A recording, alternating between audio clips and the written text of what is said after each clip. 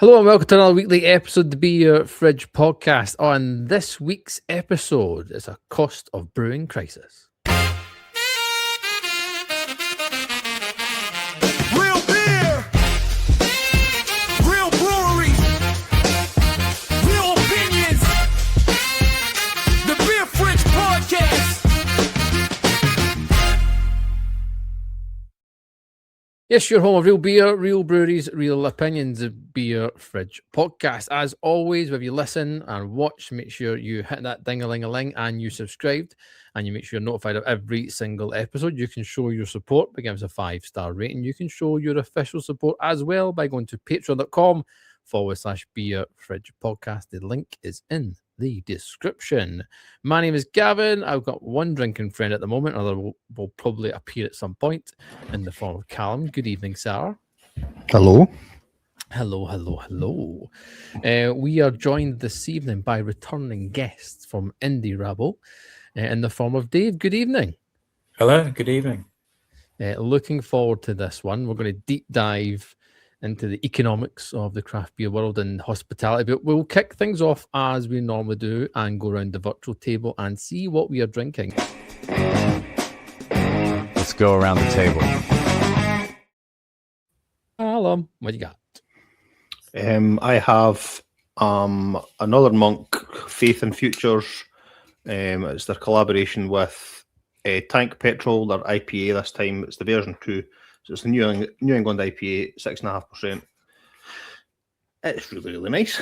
I can't find any information on exactly what hops are in it, but it's typically New England, so stone fruits and juiciness, light bitterness at the end, a little bit sweet. Great body, as you would expect for a 6.5%. And yeah, for a supermarket beer, certainly it's a winner. Good stuff. I am on local brewery, Longman Brewing, and their Galaxy and Nectaron IPA. It's a celebration of their 3,000th brew. It's a 5.2% IPA, and you get that boldness that you would expect from kind of the Galaxy hops, nice and vibrant and fruity, fruit forward beer. It is a wee bit flat, but I don't know if that could be it. Probably more than likely is my glass. I've had some issues with my glassware recently. I'm going to start hand washing them, even though you should do that anyway. But I'm getting those passion fruit vibes as well. So yes, really liking that. My glassware's potentially ruined it ever so slightly, but hey ho, we'll move on. Dave, are you on a beverage yourself? With apologies, I'm not. I'm on very exciting East Berkshire tap water at the moment. Nice. It's a very big week coming up for me. I'm away at a sort of brewers retreat thing, and then we've got events back at base, and then I'm off on holiday for a bit. So I'm trying to at least bank a day or two. But we have a couple of kind of alcohol-free days to cleanse yourself before the holiday. Is it an all-inclusive holiday by any chance? Because that's what I normally do before I go all-inclusive. I mean, it's going to be a weird one because yes, but in North Wales, so it's not going to be beach and cocktails. It's going to be stuck in a hotel room with wine, I think. The thing is, you see that. The last all-inclusive one I had, I was just stuck with having Cruz Campo, so I would rather have that. I'd avoid the Campo as much as I could. It gives me flashbacks. I have had a couple of sips of beer today, though. We a much younger brewery than the one you just mentioned, Longman, but we've just done our 100th beer, so nice. A bit fresher in the tooth as a business. But yeah, that's a big double IPA that's coming out in a week or so. So I had a few samples as we were canning that this afternoon. As you do, and as you must. We are going to talk kind of industry-wide kind of economics and the state of play in the craft beer world and hospitality. But while we've got you here, Dave, it's a good opportunity to get an update from your own brewery, first of all, and tell us what's new, what's been happening since we last had you on. Yeah, so we've had, and we'll get into the nuts and bolts of this, I'm sure, a bit later on. We've had a really good end of the year. November was the best sales month in the history of our brewery. Which we are coming up on our 3rd birthday now it was really, really good for us. December was really strong as well. So that's kind of cool. It doesn't necessarily matter in terms of cash at the end of it all, with the costs being what they are. But it's been a nice time for us getting into lots of new venues, new wholesalers, etc. On the beer and events front, the Brew 100 is taking all of my energy at the moment, trying to get pre-order and launch venues signed up for that for next week. We are competing with another well-known double IPA that comes out in January every year. So every now and then it's, we're full of double IPAs already, Dave. We can't take yours. And but I get why we all do this in January, which is effectively if you can find a beer with a bit of margin in it and convince people to take it in the worst trade month of the year, then you will. So that's kind of what we're doing as well. But that's what we're up to at the minute. And then as we look forward to May, as we were talking off air, we've just announced that there will be another craft beer festival in Maidenhead, wonderful Maidenhead in East Berkshire in the end of May. So I'm getting into the detail of planning that out as well. Somebody should make a double and just call it like Timu Putty or something. I'm catching up on The Witcher at the moment, and we keep calling him Timu Witcher because they changed from Henry Cavill. Oh, good stuff. Love it.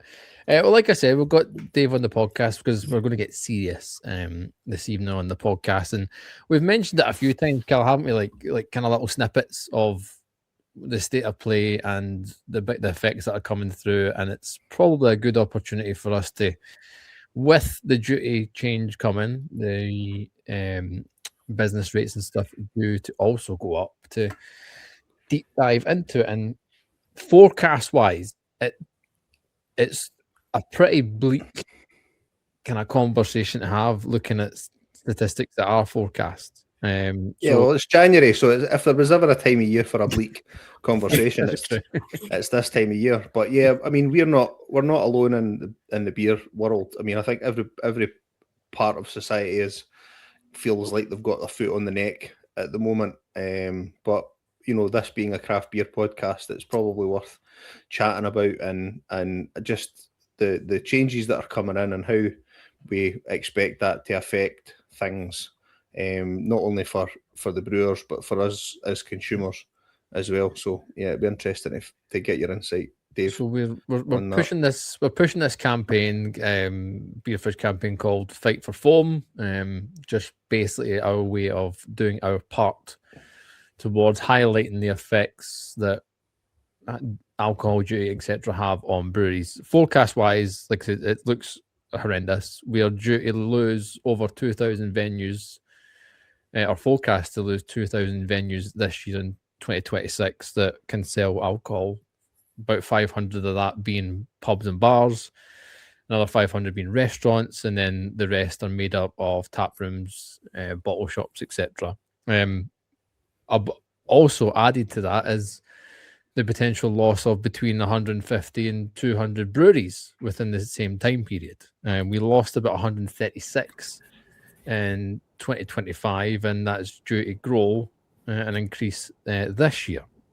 The best place to maybe start would be to say what are the changes that are coming up on the horizon. So we know there's a duty change, but from a brewery perspective, what does that mean in terms of what's going to change for you as of the 1st of February or whatever it is? So 1st of April, the big hit for us is obviously the new business rates bills landing on our doorstep, paired with the additional burden on our PAYE due to salary, due to having to put up salaries, which it always feels awkward to say, oh no, minimum wage has gone up, it's so awful for us, but the sort of reality is we can't afford to pay more than that anymore. There was a time where we could, and obviously in certain roles in our business we do, but you sort of at the shift worker end of it, the assistant manager end of it, taproom side, that's where we are, and that's because that's the money that's available. So that's going to hurt us. That's 6-7% in April straight away additional on our wage bill that we have to find, paired to the business rates changes, which are just absolutely terrifying. Over the next 3 years we're looking at a 60% rise in our business rates at the brewery, which is looking to be around £700 per month extra that we just have to give away at the brewery. It's tapered. And, we've been told, well, there's transitional relief. But effectively, that's blunting the knife that we're being cut with, really. It's not doing anything to reverse this flow, which is yet more money onto our operational spend every month and into the hands of the government through tax. It's scary. And then, obviously, on top of that, we were lobbying. I think we never really expected it as a particularly likely outcome, but lobbying very hard for a VAT reduction for hospitality, which hasn't been forthcoming. And on the one hand, I get why, but it never used to be 20% in this country. That happened in 2007, and in 2007, sort of UK hospitality research analyzes the VAT bill for the hospitality sector is about £10 billion a year. It's now 40. Hyperinflation on top of hyperinflation, plus that higher rate of VAT in the first place, has led to a position where your £4 pint is a £7 pint on average, and rather than it being 75-80p of that goes to the taxman, it's £1.40 to £1.50 of that goes to the taxman, and that's our consumers being hurt, right? We have to pay the bills, but that's our consumers being hurt. We know they can't afford it either. So every which way, look, the only way I'm going on, and I might keep doing this. The only way I can balance the books of these cost increases, business rates and national insurance being the primary ones. I will talk about beer duty as well, maybe in a bit more detail later. But it is to put the price up. But we can't do that because the pubs can't afford it down that one link along the supply chain. And even if they could, their customers can't afford it. So it's just yet another squeeze. And your stats are very much the stats I have about brewery closures and pub closures this year. I'd be very surprised if it was less than, with no changes, less than a couple of hundred small breweries that go this year. And who knows when that might bottom out. We all talk about, we'll get to a point where that'll level off. The bad competition, so to speak, will be gone, and it'll be, off into the sunset in our Lamborghinis. It's obviously never going to be reality, but I just don't see where that point is, because year on year there are more cuts, there's more pressure, there's more damage done to our sector, and something has to give, really. Mark has joined us. You picked a cheery point to join in. Our industry insider, the on-trade account manager for Williams Bros, is in the house. Hello. The thing is, Yeah, Mark, we've been touching on this briefly every single episode for the last couple of months, and it's all kind of coming ahead. And it's just as like Dave said, and hello Dave, thanks for joining again. That I wish it was a better conversation, in all honesty, but it's frightening, and I've been dealing with the duty aspect, and I actually, my phrase today was I've become a bit of a spreadsheet maestro and trying to work out duty across X amount of SKUs, but it's soul destroying, because, like you say, these small incremental increases from a brewery point of view just trickled down, whether it hit the pub, hit the landlord, hit the consumer, and it's just never ending. And that point that you made, Dave, about the sort of the bad competition, we're going to lose so many, and I feel like we've said that for about 3 years. And like you said, we keep losing breweries, but breweries keep popping up at the same time, and every man's dream of running their own bar and all the rest of it. And, we spoke about it a few years back, and, I just think it's just not the time to do it. It really isn't, with all the best planning in the world and all the rest of it, it's just not feasible. And everything that kind of keeps squeezing, like you say, you can't just keep hiking prices up, because the consumer's not going to buy it, and like you say, the rate of spend for a consumer in a bar now is much shorter than it was 3 years ago, 5 years ago, in terms of how much people, the frequency that people are visiting the bars and the pubs versus what they're spending. Now, the spend per visit is higher, in the grand scheme of per each visit, but it's because the cost of dinner now is 3 times what it was 5 years ago. The cost of a pint is and we were. I was having a conversation with a customer today, and their thing was, "What do you see trends?" And I was like, people are wanting bang for their buck, and but what I mean by that is they want the best quality for the cheapest price now, because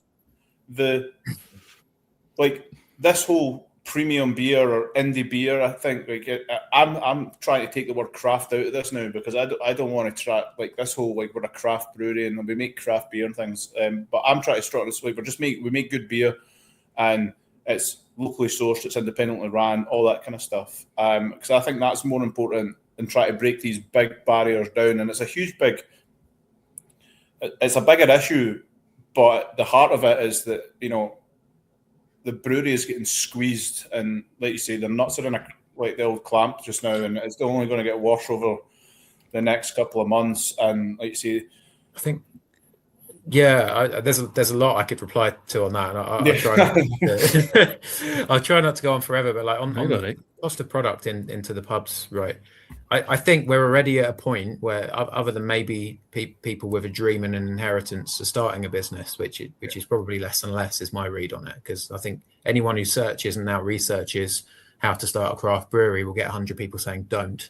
So there's that. But what can we do? I think the people that have failed are the ones that didn't understand the operational cost of running a business. I think the guys that are here now, on the most part, have found all of those operating efficiencies that their size of brewery will let them find. Or nearly all of, because anything more requires investment, and we don't have the cash to invest, right? So what else can we do to keep the price of a keg the same now with these duty changes on board as it was last year? Lower the quality of the product, or lower the ingredient cost of the product. It's the only option we have. So it's lower the hop rate, or it's keep it in tank for less time so we can turn our tanks faster. There's very little else we can kind of do. So the consumer is directly losing out in that. They're paying the same amount of money for a less good, to put it bluntly, product. It's not always the case. You can do more with less, don't get me wrong. You can look at things like Spectrum or Prism or other sort of ways to find more yield out of your brews, so on and so forth. But either the pub goes to another brewery that's cheaper, and it's probably cheaper because they use less ingredients, or the existing breweries that they deal with have to find those recipe savings themselves, and it just means the customer loses out. It's a weird one, because it's like you say, it's the whole economy of scale, isn't it? In terms of if you're a really small brewery, it's really hard to become like a medium-sized brewery, if that's right, within the indie space. I'm not talking the macros have got such a hold, and they can throw such money at stuff to kind of cover a lot of basis for the pubs, and that's a conversation. That's a totally different end of the conversation, to be honest with you. But they can sort of throw that cash around that makes pubs sort of a little bit delusional when it comes to the actual cost of beer, because when you get handed a check for 10 grand or whatever it is, that shrinks each keg cost over the course of the year quite significantly. But like you say, with that, it just, the really small guys find it really difficult, because at the same time, what's the next step? Well, can I get my beer into a supermarket? Well, the cost of beer in a supermarket is minuscule in terms of the margins that you make, and you need it to go national, regional, whatever it is, to make any kind of money. And most of the money it's turnover based rather than actual profit led. And you're waiting 90 days to be paid. Yeah. So for a small brewery, that's a massive issue. You need to pay for your ingredients up front. You need to pay for your energy, and your staffing in order to make the beer. You need to pay up front for your packaging and your labels and your distribution and everything. That all needs to come out of your pocket, and that you're giving it to, whether it's pubs or shops or anything. The only way that you can see instant return for your for your product is by selling it direct to the customer, and unfortunately, that's not always a viable market for breweries. Yeah, obviously, the longer the credit terms, the higher the risk that one of these pubs goes pop as well, and you just never get your money. So Yes, and there's no recourse there for you if Callum's pub, you gets 60 days worth of credit and buys £2,000 worth of beer off you, and then goes bust within the next couple of weeks. You're just never going to see that money ever. And it's diabolical. With those kind of credit things and the bits that we mentioned that are coming, what I know we're talking about these things that are coming in April. The situation now isn't good either. What are the kind of current issues that you, as running a brewery, you guys are seeing currently as well? I think I probably mentioned some of that. They're probably a lot of the same things. I mean, our costs are already horrific. It's still staff costs and rates and VAT, and that's before any of these changes come down. But I mean, obviously, it's people just don't have the money. So with all that in mind, then, so that the current model just isn't sustainable. Even with these changes, not as things stand, no. So I kind of feel like maybe we've created a world where only quite large independent breweries have any real hope of making an operating profit. A smaller, and I'm sort of thinking, 1,500 or 2,000 hectolitres plus to have any real hope of making a profit. So there's 500 or 600 that are far smaller than that I'm aware of. Certainly, if you want to pay your directors anything and pay your staff above minimum wage, that's kind of where you are, because you need some kind of scale economy, right? The problem is the pressure, the cash burn rate, the operating expenses every single month of that kind of scale are massive. So the exposure is huge. And I mean, I'm not sure how many, it's good business to have 6 or 9 months of working capital, right? The majority of brewery owners that I speak to have got less than 3. A lot of them have got 1. Yeah. It's if I have a bad sales week, I can't pay the tax man next week, and that's it. And that's where a lot are. And a brewery in Berkshire that I won't name, but many listeners will know, just went pop with 2 million in debt. And it's just how do we make this work at this size at the minute? We can't batten up and build those cash reserves. I said before, we had a really good November. We had a record November. It doesn't mean that the cash position is any higher at the end of the month, because accounting for all of our spend is kind of, we've got lots more beer out. That's great for our name. Cold store's empty. But firstly, now we've got to brew 6 times in a week to get back to where we were, which is a massive upfront spend, as you've mentioned. And secondly, the margins that we sell our beer for take into account pallet fees, changes in sort of digital beer selling economy with Cellar losing single keg distribution, which we all knew was coming, don't get me wrong. Congratulations, everyone. You've had your best ever month. However, this is your target for next week, or we shutter. It's it's not where anyone should be. No, the beer sales game is savage. I've got to admit, and only a mug would do it. And I can say that. And I think, but go on, Cal. I think it's not. It's obviously just not, concerning for the beer industry. I mean, it's worth mentioning that every single aspect of production, whether it's food, whether it's drinks, whether it's we're all going through the same pressures, and it just doesn't feel like that the people who should be helping us and supporting us and trying to guide us through.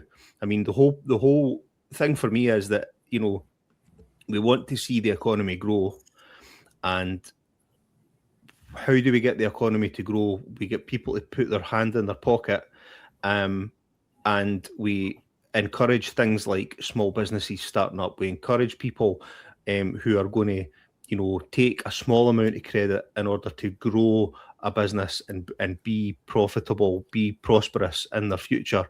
And there just doesn't appear to be any apparatus there to help people do that.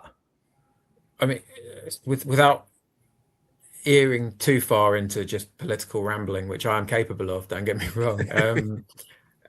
Effectively, the filtration of public resources into the hands of a small part of the private sector is a global and serious problem. Like, you've got Jeff Bezos and Elon Musk fighting to take celebrities into space, and I can't pay someone who does a 50-hour week minimum wage, you know, and it's everywhere. Look at any farm in this country and what they're going through trying to survive at the minute, and how horrific it is. I think the only industry that I'm 100% sure that's consumer facing and that's product outputting, then they're 100% sure is worse than beer, is farming. I mean, fuck that. I'm sorry. And they've just had year after year after year of misery. I think, pretty much every consumer supply chain is in some kind of very severe pinch right now. And it's not just in the UK, it's across the, quote unquote free world at this point. Yes. I know, Mark, you had a question set up in terms of luxury items. I don't know if, like, when I was scribbling some stuff down to try and to formulate a constructive conversation rather than just getting on the old soapbox and just ranting, because I think, like Dave said, I'm quite happy to do that. I don't know how much content or positive content it would be worth for our listeners. After about the 9th and another thing, people might start pressing stop on the pod. If I could start throwing veg, I would, put it that way. But there's no veg to throw because the farmers are fucked. It's too fucking expensive. Jeez. But the point I was saying about is in the beer getting deemed as more of a luxury product now, and it's kind of getting. I don't want to say, have we seen the golden age of the indie beer scene within the UK? Because I hope not, but I fear that I fear that we have, because it's deemed as more of a luxury item with the cost of price, with the cost of goods sort of having to creep up, and how the macros, to the point that I made earlier, are able to throw capital into something that helps publicans feel that they're able to push prices at a little bit smaller price, but realistically it's not. What's your thoughts on that? I mean, macro is not catching up, but macro is using a monopoly to dominate the market. I would put it that way. Independent breweries have access to 9 to 10% of the taps in this country, and the big six, most of which are registered overseas and don't pay corporation tax, for example, have the 90%. And that is something that we really do need to lobby government to try and change, because at the moment, unfortunately as well, the venues that are most likely to fail are the ones that don't have the backing of a pubco. Stonegate's got billions of pounds of debt and is still propping it up with selling some of their assets off, with borrowing, because they can do that when they're a £1 billion company. We can't. And the pubs that we supply, the bottle shops especially, the small independent businesses that have converted, an old pharmacy or bank or whatever to sell beer, because of that pubco model, they're the ones that go first. So I kind of, what's worrying is, we could very easily trend back towards the mean, which is every pub looks the same. And what we have today goes away. But I wouldn't look at it that there's any less of an excitement or interest for what we have. I just think unfortunately, we're more likely to fail, and in ways that are not fair and should be questioned. A point to the kind of the macros kind of catching, what I'm kind of mean is that with the costs creeping up, because if you go back 10 years, for example, an independent beer on a bar would be a £5, but you would get a bottle, you get a pint of Miller for £1.69. You wouldn't, but do you know what I mean? There was a huge gap in terms of the sheer price, because the independent beer was priced, dare I say, properly, whereas the economy of scale. So with that creeping up, if you were walking into a bar now, and I think across the UK this is different, because again, I've been in a wee bit of work south of the border, and I feel like the pubs in England, the range of beer is different. And I think, obviously my hat and my main sort of conversations here are based within Scottish pubs and all the rest of it. So I think we're a little bit different, but when you go, you walk along Rose Street in Edinburgh, one of the iconic streets, and I'm not going to lie, there's probably how many pubs are on that street, Gav? 40? Right, easy. Right? 40 pubs. I guarantee you, if you walked, if more than half of those pubs, 3/4 of those pubs have the same beer lineup. Yeah. Other than one tap. But like I say, here's my Billy Connolly bit. I'm coming back to my point. Like, the fact is that with the price cropping up, you walk into a pub and pay £7 for a Star of Pramin, like, people are turning their nose up at that. So they'll be like, oh, well, what's this IPA 6.5? Well, I've never heard of Stuart Brewing before, or Fierce, or Burning Sky, or whatever it is. Oh, that's, how much is that one? That's £6.10. Oh, right, okay. You know what I mean? Like, we've kind of got into that kind of realm, but I don't know. I think it's just. But the problem is getting your beer to a position where you're putting it in front of a customer and making them make that decision. Yeah, the problem is that side doesn't happen. Yeah, because there's so little space. You know, if you're talking about 40 pubs, each pub's got 6 different beers in it, but realistically 5 of them are all the same. So really, you know, you're talking 25, 30 taps across that stretch. You know, what chance has any brewery got really of forcing their way in there? They've got no chance. So just to kind of, I'll give you a big. So I had two big conversations this week around redesigning somebody's bar, and they both had agreed. How do I say? Not a tie, but a contract with Molson Coors. Soft loan for equipment, yeah. Yeah, and because they're going to kit out my cellar for me. Okay, cool. Like, so what are they giving you? Everything. Right, I mean, everything between two new coolers, cellar boys, Python, ripping all the old stuff out, all this shiny new stuff, great. And they're going to put a huge big bridge font on the front of my bar, and it's going to look amazing. I'm like, okay, great, that's fine. And they've also given me right in the. And my point here was that, so they've got 8 beers in the bar, eight taps available, and you were talking about like the 6, right? But when you really break it down, there's Guinness, right? So there's a tap or a stout, but let's be honest, it's Guinness, right? There's probably a cider on the bar, and if you're in another part of the country, there might be more than one cider on a tap. But in Scotland, it's the fight.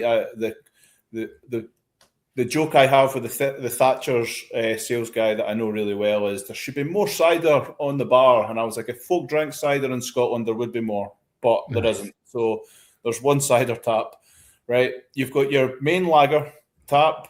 So depending on what part of the country you're in, it's either a big C or a big T, probably, right? But it's on that bar. And then obviously I've just mentioned Molson Coors, so they need to have their shiny new product in there. So they'll have Star of Pramin, they'll have Madre, and they'll have Apocalyptic, whatever that pish is now, right? But they'll have something along those lines, right? Alpacalypse. That's a good pint. Is it? Fuck. Right? But so my point I'm trying to make is like, right, so you've got out your 6 taps there. I've just named X of them, right? Yep. That are either contracted, and they'll give you you can pick whatever one you want. You can switch Madre for Star of Pramin. You can switch X for Coors. You can switch it for Carlin, whatever you want, right? But that's the beers in the bar. So an independent brewer walks in there and be like, oh, I love this place. Let's have a wee chat about the bar. And you'd be like, well, there's the one tap that you're fighting for now. You know, I'm quite happy to say, like, take it from my, like, so from Williams Brothers, my biggest beer is Joker IPA. But if you've got a retro on whatever Callum called Apocalyptic or Apocalypse, whatever it's called, right? That if you've got a contract on that and you've got barrelage on that and whatever, then as a staff member, you're being told we need to sell this particular beer. Like, you're down the totem pole, and like so it's even harder to get my rate of sale into a position that is worth trying to put an investment into a pub like that, because like there's no point in me saying, right, well, I'll give you a retro, or I'll put some money behind the bar, or whatever it might be that smaller breweries can offer, but you never see any of that actually coming back to you. So, you know, my costs are getting squeezed from VAT, duty, like you say, national insurance, all that kind of stuff. But now I've got to give away that little slice of profit just to try and get it on the bar that I have no guarantee that I am actually going to sell enough of it to warrant that return of investment. And it is just a vicious, vicious cycle. Sorry, there we go. I'm ranting again. So exactly. And the fact, you know, the pub codes and the breweries own so much of the pub estate as it is, and then the genuine free houses that get in those offers, you know, and it's what we need to do something as an industry, as a sector. We need SEBA, we need CAMRA, we need whoever to push the government into a competition review, because it's not right. It is a monopoly. It is, you know, not viable for anyone else in this way. And also, every pub like that effectively looks the same. So pubs are closing. A lot of young people, a lot of people under the age of 30 will never go to a pub. They say they don't like the look of pubs. They don't like the products in pubs. And if they're all exactly the same, that's not that surprising. So I think, you know, Stonegate can go, well, that pub's not viable, but it would make a great block of flats. And so they don't even care if these places are failing. But we really need to push back on this, because the heritage of a pub, and the UK is the pub capital of the world, right? And we're going to lose that if we don't, in this decade, I would say, do something proper about competition and make any landlord who has a dream make their pub be whatever they want it to be, rather than I've got cause, and if I fight really hard, I might be able to pay myself minimum wage because of the food, which is what, you know, most of them are now. Sorry, Cal, to sprinkle a little bit of positivity. I was in Leeds city centre last night, staying basically right next to Central Station, and the 4 establishments, potentially 5 that I wandered around my Todd last night, they were all walking distance, all within 5 or 10 minutes apart, but all had decent levels of craft beer, where most taps were taken up by indie brewery, excuse me, Mark. And the macro stuff was limited. So that little bit was positive to see. In fairness, I made some by choice in the beer that I had. But that wasn't their fault. That was me. Although in saying that, one of them was a bad beer. Had a Kirkstall Westie, and it was oxidized and tastes like shit. That's sad. That's irregular. I went. It was fun enough. It was in the North Brew Co tap room, which didn't have a North beer in it, obviously because they got bought by Kirkstall. But it was just full with Kirkstall, not a single North beer in sight. So that was a wee bit sad. But the Westie was atrocious. But no, out with that. It was nice to go around. I'm glad that was the positive news, mate. I know, but it was nice to go around and be like, oh, right, I've got a decent selection, and that's how it should be. Like, I should be able to get local beer, and so like two bars had Ossett Brewing, who are pretty much, they're just south of Leeds. So I was, and there was Roosters as well, which they're Manchester, I think it is. So I was able to get local-ish beer, which was nice, and that's what you should get. Whereas right now, consumers don't really have that privilege at the moment. Not everywhere. No, but it's funny because like Leeds, Liverpool, Manchester, Bristol, if you really hunt London, sort of known as, you know, the best beer cities in the country, and probably still you can name 5 or 6 places that a craft beer enthusiast must go to, not more. So you went out your way and found good beer, and well done. But it's still not most of the pubs. It's just, don't get me wrong. You know. like I said, I found 4 or 5, but I walked past about 20. Did you end up in Whitelocks out of interest? I did, actually. Yeah, of course you did. One of the best pubs in the country. So. Certainly did. A part of this also was we put out a survey to breweries and stuff. We've also put it on Instagram, a kind of industry survey, and it's kind of it's what I expected it to be, the responses from the ones that we got. and I know it's early doors, and I'm not going to close this. I'm going to keep it running, but it was to get a glimpse of what our brewery friends, who we speak to and we love and have been on the podcast, have their thoughts, and just to kind of highlight some of the questions, like, for example, how concerned are you about the raising costs? It was either slightly, won't affect us, or very concerned. No surprise that 60% of the answers said very concerned. How do you feel that breweries don't feel like they've got pricing power? Do you feel you currently have pricing power? Not a single one said yes. It was either somewhat or no. Funnily enough, most of them said no. It just shows you that this isn't just contained to like a small little area. This is from Cornwall all the way up to Edinburgh, Inverness. This is everywhere. There's concerns across the board in the brewing world that things are pretty bleak. It's the thing is, like you say, I think Scotland have been like it's been hit slightly harder beforehand, and they might be able to, but like I think even at that, like just with like minimum pricing and all that fun stuff, and the lack of, even like going back to just like set pricing for specific periods of time, and not being able to offer deals and weekend bonuses and all that kind of stuff, which has been, what's that, 10, it's been like 12 years or something like that now. Like even like through that time, that it's the constant squeeze, and like you say, it's another year, it's another duty, it's another increase in tax rates, it's another increase, and it's just, I think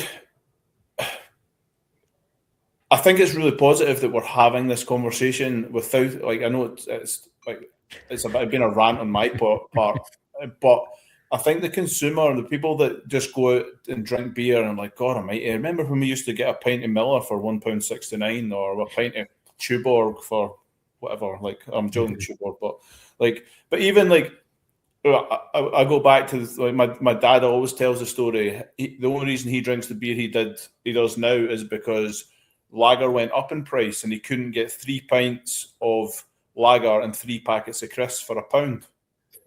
And the price of the lager went up, so he moved to special. So he moved to a 70 shilling, like basically, so that it would allow him to buy 3 pints and 3 packets of crisps for £1. Now, that's by dad's age, like, so, like, don't get me wrong, like, that's still over. That's like 30 years ago, 40 years ago, whatever it is. 40 years ago, mate, at least. What was that? 40. I'm saying 40 at least. 40 years ago. But even like when you say it like that, 40 years ago, like we're in the race to the £10 pint now. And like in all honesty, that's where it's going. Like in premium, I'm calling it premium, but like in high end establishments that are selling the same beer and all the rest of it, you're buying pints at 9-10 quid. Mm-hmm. Right? And it's not like the £10 pint in Madrid is still the same beer that you pay 4 quid for in another bar. Do you know? And that's because the businesses, if you're going to London, the business rates that you're paying to even have an establishment in these areas means that you have to charge that. It means that you have to charge over and above what you would pay in Bristol or anywhere really. It's just ridiculous, and the government is just wanting such a big slice of absolutely everything at absolutely every stage.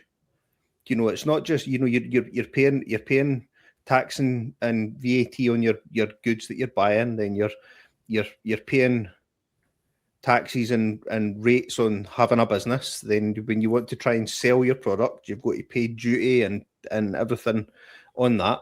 It's just, I done a bit of digging on duty for 2025, and my angle was, how does the UK compare to other countries in Europe? And I specified beer, because there's other countries that handle things, spirits and wines and things like that differently, but the information that I got was just, it's staggering that We are the second highest. We pay the second highest amount of duty on beer. Finland pays more duty than we do on beer. And the figure that I got was it's the duty that you pay on 330 mils of 5% beer. So a standard, premium beer, for every 330 mils, we're paying 42 pence, or you're paying 42 pence in duty. And that might not seem like a lot. You know, if you're saying, oh, well, a can of beer is 42, you know, the government just takes 42 pence of that in duty. But then how much of that are you paying? Are you using electricity? How much of that's the wages that you're having to pay the person who's making it for you? How much of that is the grain and the hops and the yeast and everything else? And by the end, the can's empty because there's no more money. And what do you need to do? You need to put your price up. One part of the survey that I put out was asking about that in terms of pricing, and asking like if breweries have had to increase their prices in the last 12 months. The three options available were yes once, yes multiple times, and then no. One brewery said no. Everyone else said either yes once or yes multiple. The biggest answer being yes multiple, but it's sitting at 43%. And it's aye. It's funny. I've actually a few brewery owners that I've spoken to, but bearing in mind it's about 2% duty rise that we've been hit with as of February, is they're going up by more like 5 or 6% and blaming it on the duty. So you could, in an obtuse way, almost thank the Treasury for that. I guess it's giving us a tiny opportunity to sell some of our cost rises to the consumer in a way that effectively points Sauron's eye at HMRC and not us, you know.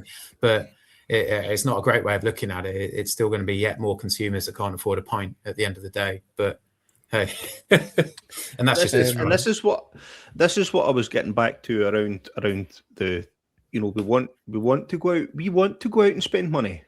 We want to go out and go for 3 or 4 pints and watch the football or we want to go out and have a meal on a Saturday night and then go on to a pub and have 2 or 3 drinks and then come home, but we just can't do it. And you know, we have this conversation quite a lot, you know, in my house. You know, I've got 2 young kids and we'll go to the shop at the weekend, which they hate doing, to get our weekly shop, you know, and you'll know all 3 of you'll know how much that has went up, even just putting food on your table, right? So it's been a long day. You're driving home with the kids, and we're driving home, and they say, "Oh, can we get a McDonald's for dinner?" And you're like, "Well, no, because Mummy and Daddy have just went and spent X at the supermarket." Why is it so expensive? Well, because that's just, and you know, my 9-year-old said, "But Dad, wouldn't these companies see if they charged less, then more people would buy it, so they would make more money?" I'm like, "Well, yeah, you're 100% right, Isla. If you know, if we didn't have to pay so much, then we would spend more money. There'd be more money going into the economy because we wouldn't be saying to ourselves, 'Oh, I can't afford to go out for a pint. I'm just going to stay at home.'" Yeah. I love the Prime Minister. It's rough. I mean, we and she's right, obviously, as well. But you know, we've got a craft union pub literally one corner away from our Maidenhead bar, and yeah, it's a £2.80 John Smith's or whatever in there, and you sort of hear that rhetoric all the time. Well, it works for them. So, you know, if you charge that, you'd have loads more customers. They're always busy. But yeah, and also they turn over a tenant every 9 months, which is the craft union on average. That's how long a Stonegate tenant lasts, which is absolutely staggering. They find someone else with a redundancy settlement or a pension and a dream, get them to set up as a sole trader, drain it all out of them, and then cast them off. It's not possible unless you own all your buildings like Tim Martin. It's utterly impossible to make it work at that price. And yeah, I don't want to charge more. I think we're very much the same year on year. Our revenues on the bar side of things across the 3 sites were effectively flat. So it's like, cool, we've not lost out. But then you think about how much more we've given away, and you actually realise, our customer numbers are down about 12%. Our revenue's the same, and that's going to continue. That's going to continue to happen as things stand. The money that we take will stay roughly the same, and we'll lose even more customers. It's I'd the like to be able squeeze to at the stop bottom, like you say. Like the size of the pie isn't getting bigger. It's the bottom end, like you say, is getting smaller. So it's only going to get funneled like down the way. There's no like that. Like you say, that growth is just unless like something changes, or like you say, Stonegate decide to sell all their pubs and sell like for flats, which I did have a laugh about because 2 customers of mine had flats and some fancy other building that's going up, and I was just like, how mental. So it's obviously not just this part of the country, but it's crazy that like you say, and we had a joke about that about the Brewdog sites a few months back when all the big hoo-ha, and I was like, they'll become landlords. Like for the pubs in Scotland that they own, or in the UK that they own, and they're not just leased or they'll franchise all these out, and it'll be really cool for 2 minutes to own a Brewdog pub until you realise that it's impossible to make any money on it, and it'll just, like you say, it's just Talking about the changes that are coming in place for a brewery. If we'll get to changes that need to be done in a minute. If nothing changes, not everything goes as it's meant to do. The effects to breweries, what do you see happening? If we continue on this path, if nothing changes, effectively, I think a year from now will be a few hundred breweries worse off and a couple of thousand pubs worse off. I think it's kind of as simple as that. It's going to be pretty bleak. I think every year you see a bunch of places just give up in January, and that's usually the biggest stat for the year is people that have hung on for December, got the December trade, tried to cash out a bit of their own investment, and then it's gone. People getting hit with, especially if they've already got a debt and they're asked for it all up front, that 20, 30, 40% larger business rates bill in April on top of the salary changes they have to do. I think that'll be the final straw for quite a few. And for those that's not, I don't see how you can rebalance the books again. Like we started talking about this, that there just aren't more operational savings to be had in most of these places. I mean, I'm killing our team at the minute, and they understand and they're fighting and they're working far too many hours and they're looking after each other as well. But sooner or later, that's going to crack. And there's not much left. So if we stay on this path with no changes at all, it's, I think, going to be quite bleak. And to pick up on the points from earlier, that's not just pubs. That's the high street, full stop, and its supply chain. To kind of highlight that point even more, another part of the survey was asking about financial position and going forward. Basically, the options were very stable, tight but manageable, concerning, rather not say. 85% said tight but manageable. And I think one brewery said they were stable so far out of the survey. So it just shows you that what you're saying, Dave, is just echoing that these changes, if nothing does happen, that there's going to be a lot of breweries that are looking at the finance books and going, But can you imagine if you're saying that it's concerning and tight now? Yeah, exactly. Do you know? Yeah, that's today's money makes this concerned. And it's going to get worse. And it's just, it's going off a cliff in April.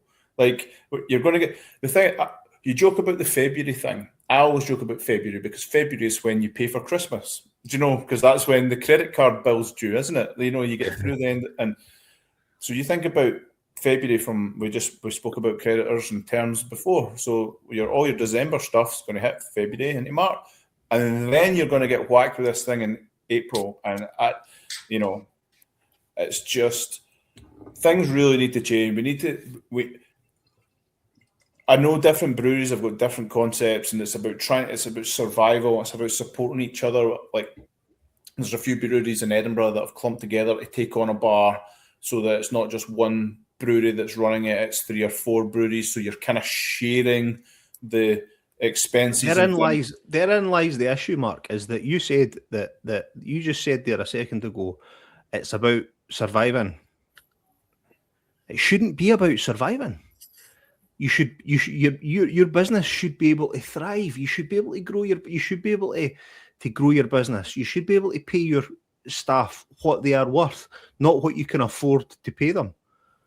You should be able to say to yourself, oh well, I've not had the best month sales wise, but there's always next month. We carry on.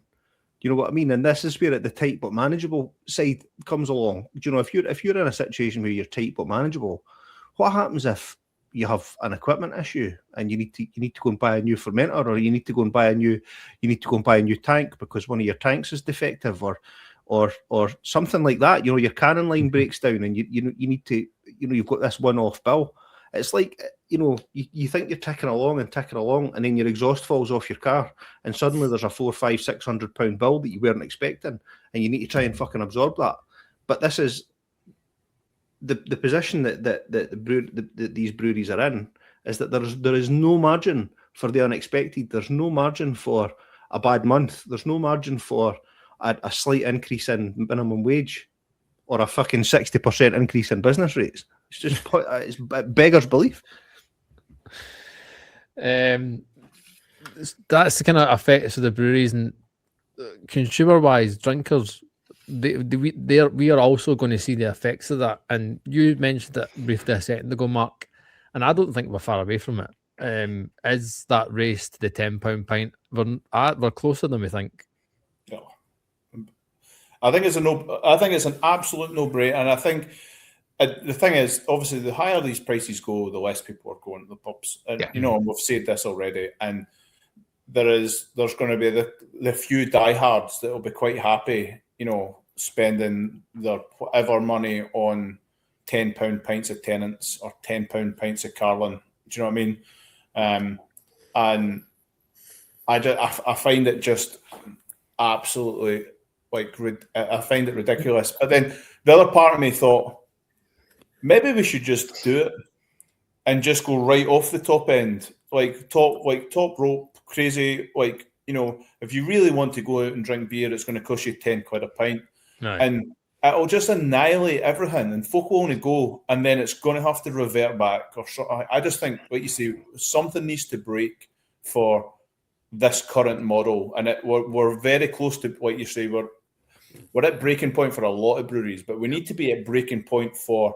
The only way this really hurts is if one of the big six go, it's maybe not worth us having pubs in the UK anymore. And because then they go, the reason that these big six can have a continued place in the UK market is because they've got a global market. And if there's a slight increase and they need to spend slightly more money in the UK, then they've got all their other revenue from around the world that they can use to offset that. And yeah, their bottom line might be affected ever so slightly, but their brand is still there. They're still got their place in the market. Whereas the businesses that are here in the UK and independent, they don't have that ability. Well, like you say, more beer is being exported from smaller breweries to try and tap into markets around the world that aren't as maybe as tight, for a lack of a better word, right? But even doing that, like the duties, the export rates, all that's went absolutely bonkers over the last 3-4 years as well. You know, I keep saying that it needs to be chunky volume for it to actually be beneficial for you. And you know, you can't just pick up the phone being like, "Hiya, Italians, do you fancy taking 25 pallets of my beer?" No bother, right? Just we'll send you a couple of notes in pesos or whatever it is to pay for it now, and we'll get it sorted. It doesn't work like that. Sorry, I should come on this podcast for a nice conversation. It's going to be one of them at the end of this. People are going to need another beer, I think, if they've listened to it. I think so. Dave, what is like what is the realistic changes? But because we can sit here and we can dream, like go, all right, this needs to change, and it can be a pipe dream. But what realistically has to change? I think I mean, there's a few. I will bring up that, which is semi-realistic, but just to raise the point, before 2007, it was 17.5%, and still a lot of mainland Europe for hospitality businesses, it's 10%. Meanwhile, our supermarkets pay an effective about 5%, which is another problem to deal with, but nonetheless, a small cut in that VAT rate is a direct saving to pass on to the consumer effectively, which will make a massive difference to the problems we've been talking about today. And if it was 10 billion 20 years ago and it's 40 billion now, then a 2.5% cut, it's still 36 billion. It's still dramatically outstripped inflation. And the government shouldn't be relying on ripping pub goers off to survive as a policy. That should be funded elsewhere. I feel really strongly about that. It's semi-realistic because I think once the government gets something, they don't give it back. Basically, and that's just what we always see. But beyond that, find a way to tax the globals, find a way to tax Chinese imports, deal with Amazon, deal with Starbucks paying no corporation tax in this country on £500 million of revenue because the Starbucks Cup company and the Starbucks leasehold company charge the Starbucks operation company just enough to make sure it all equals zero at the end, and then it goes to Ireland anyway. Deal with these loopholes, right? Because what we were promised, and one of the reasons I voted for a Labour government, is we're going to rejuvenate the high street. There's going to be a select committee. We're going to look after bricks and mortar businesses. We're going to find a way to allow you to genuinely compete with these globals. And the opposite's happening, right? The complete opposite is happening. So either it's just talk or it was lies. And I'm trying to work out which one it was. But we need the business rate should be coming down. Effectively, look at any high street in any other than a big city with a massive workforce. Leeds, for example, thriving, fine. I'm sure it's still tough there, but look at any rural high street. Look at any smaller town high street. It's the same story absolutely everywhere. And if we want people to be able to go out in person, communicate with a business owner, communicate with their friends, have any form of life that doesn't revolve around the little square in their left or right palm, we need to do something before it's too late. No, I can't, I think like you say, I think there's so many changes that need to be made. And the thing is, I think the hospitality industry as a whole, I just think there just needs to be even like you said, 2% on VAT.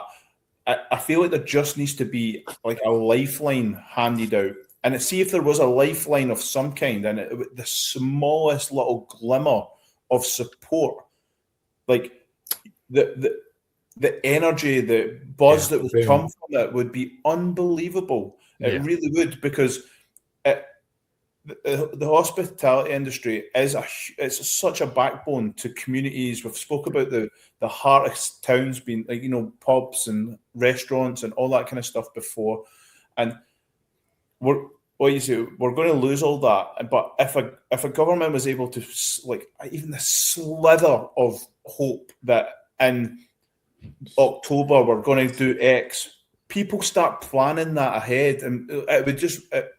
Even if it was just the other bit of that is as well, like Callum, I'm convinced it was either yourself or Scott. You said it before Christmas.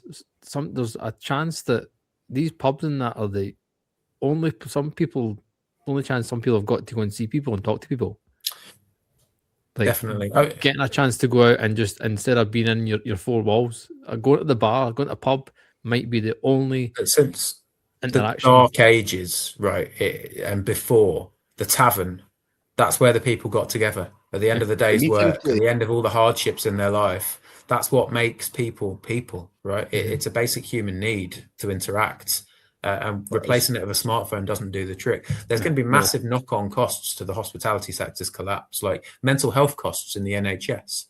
People that can't see their mates, they've lost their Friday night, they've lost their after-work unwind, rant about the boss, whatever it is. There's no ability to meet a life partner other than they haven't learned the lessons that COVID threw into sharp relief. That when people don't have that place, that thing, and it could be a pub, but it could be a restaurant, it could be the cinema, it could be anything that you do for pleasure with your friends and or family. Soon, it's not going to be possible for the vast majority of people to do that. And I'm like, Mark made a point a wee while ago about the race to the £10 pint, and is it maybe worth just saying, right, okay, fuck it, we're going to charge £10 a pint because that'll cause a riot, and then people are going to say, right, well, we'll go to some. Well, if it continues the way that it goes at the moment, it's going to get to a point where people aren't going to be able to do anything. Yeah, because they can't afford to do anything, and there'll be a revolution. Is there a bit that needs to be done as well with regards to the Big Six in terms of government needs to step in and say, by the way, you need to make sure that three lines are a local source brewery that has to, and develop it that way as much. And yes, like obviously the Big Six have got their way of avoiding tax, but is it a way of us making sure we get local beer in, but two, just getting fucking breweries out there as well, like try to champion that to some degree. Yeah, I think there needs to be CMA review into competition in the pub industry. Access to lines, I think, is critical. They'll make a massive difference to the health of a pub, I think, for the average punter to know that they've got genuine choice, as we were talking about earlier, and also on the brewing side of it, a massive difference. Even just one. But the ask for me would be one. Like, don't give us half your tea, half your delta. I get that. One line that the landlord can genuinely speak to any local brewery of their choice about. That would make it, I think, they're essentially blackmailing these places and going, we'll give you this check, but you need to be buying this. Now, there is obviously the legislation up in Scotland that, like for Thai pubs and trying to do that came into effect. Was that just last year? But that affects only specific sizes of breweries as well. So anybody that's brewing under, is it 15 hec maybe, or is it something like that? I don't know what, I can't remember the name, but the size, right? But can I tell you how difficult it is to get that tap? And it's like getting blood out of stone. Like the pub needs to write a letter. You can't like to the brewery. So name, if it's Green King, for example, you need to write to Green King. I'm Mark of Bar X. Would like to take out said wine as part of legislation, and all the rest of it. You've got to document it all and everything. And these breweries, I'm assuming that letter goes right to the bottom of the pile, and they'll get to it. It needs to be acknowledged first, which I think's bullshit. But anyway, it needs to be acknowledged, and once it's acknowledged, the brewery then has, depending on if it's 6 weeks or 8 weeks, something like that, to make to either grant because of part of legislation or come up with an alternative that to give the pub owner or GM or whoever it is that's doing it an option to either switch product with them or different. Like, so that's when an account manager would get involved and say, actually, you can't do this because of this. However, we can maybe do that, right? So, but this whole process can take up to 2 months, say 3 months to get it done. And like we spoke about turnover and staff. You know, if a bar's turning over staff or a GM's turning over and it's not the owner that's pushing that, right? Because sometimes the owners don't know what's actually pouring. Well, that's what I pay other people to do. Then this whole thing, it falls. Oh, we'll acknowledge it again, and it's really tough. It's really tough. Last one is looking forward, and let's just, shall we live in a little dream world for a second, and let's assume things have changed a little bit, because we know what it looks like if nothing does change. Dave, in your eyes, 12 months 2 years, what do you see the state of play? Are we going to be in a better place, or is it going to be much of a muchness? I think, unfortunately, meaningful positive change is going to take longer than that. Because I think it'll be an election point for the next general election. I don't think much significant is likely to happen before that. I'd love to be wrong. And there might be external factors like a market review that, even with the rate system and the VAT rate being what it is, still gives independent breweries a bit of a chance. That would be a nice thing. I know SEBA are working very hard on it. And I know the British Pub Association are working very hard against it. And whatever will fall out. But I can't see that there's going to be some big old life ring from this government all of a sudden as things stand. So who knows?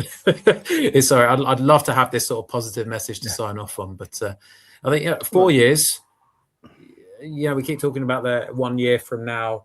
We've reached the bottom. We'll ride the wave back up, and it'll all be great, and what have you. 4 years, 5 years, maybe. So I do think it'll be a very significant election point next time around. I hope I'm wrong. I just can't see this lot suddenly U-turning in a dramatic way. I really can't. Agree. I agree, and I think unless, like you say, big change happens, which isn't going to take, it's going to take a couple of years. But the only thing, like with pub groups selling stuff up, is there people that are going to try and, like, I'm not saying reinvent the wheel, because we've been doing this pub thing for quite a while, and it's I think it's been mastered, I suppose. But I think the right people coming in and trying to do something that is different, and then it getting a bit of backing from locals and support that way. I think that's the only way, but that's not going to be that's going to be really specific to specific regions, or whoever's going to have a bit of cojones to go and try and do something that is different and be like, you know what, I'm not going to take the money, and I'm going to trust that if I look locally and try and support locally, that I can then think. But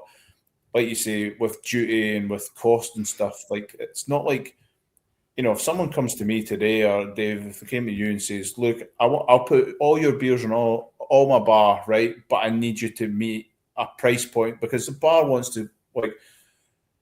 needs to make 74% on products, you know what I mean? So that's the going rate that I get. That's the number I get given all the time. I need 74, I need 75%. So when I sell them a beer at X for my keg price, and they add 75% on that's where they get the price point from. But so if I'm like, if that keg price starts going up and up and up and up, and that 75% keeps going, like, it's just it's mad. Yeah, that always winds me up when pub managers apply that even to like imperial stouts and stuff like that. Yeah, like, you're making 30 quid a pint. Drop it to 60. That's fine. It's a £300 keg. It's not the same. But yeah, it's so funny.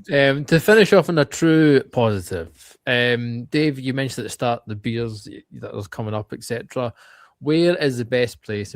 Anyone who's listened this far and want to grab some Indie Rabble beers, where's the best place for them to grab them? If you've got a local independent bottle shop, always hit them up first, is what we always say. If they don't stock us at the minute, ask them to, and let them know maybe that our policy is every beer that we release on our web shop is a week after it's gone to the trade. So we're not competing with bottle shops, which is something I wish more breweries would do.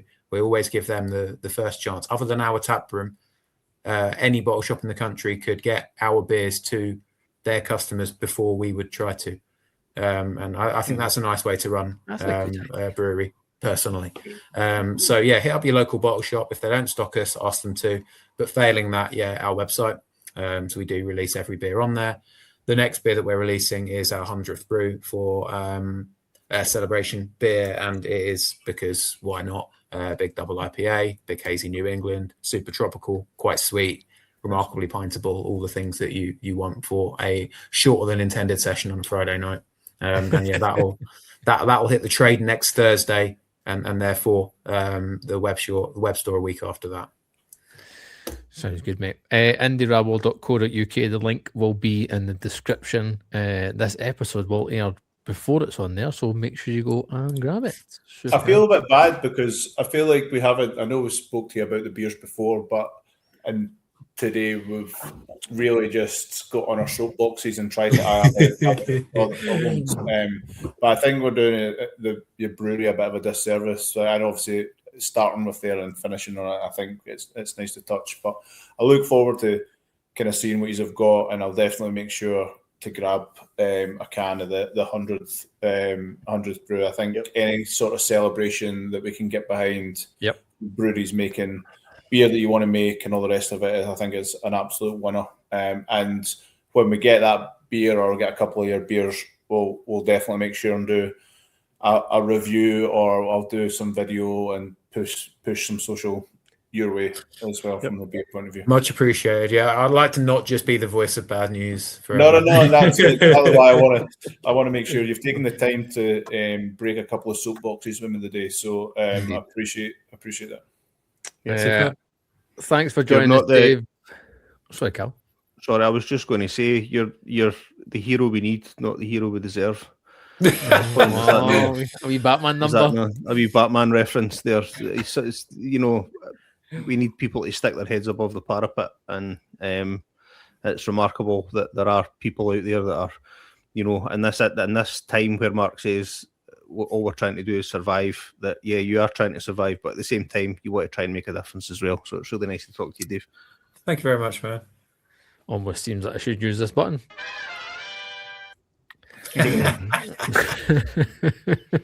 As always, whenever you listened, make sure you subscribe, hit that ding-a-ling-ling to be notified of every single episode.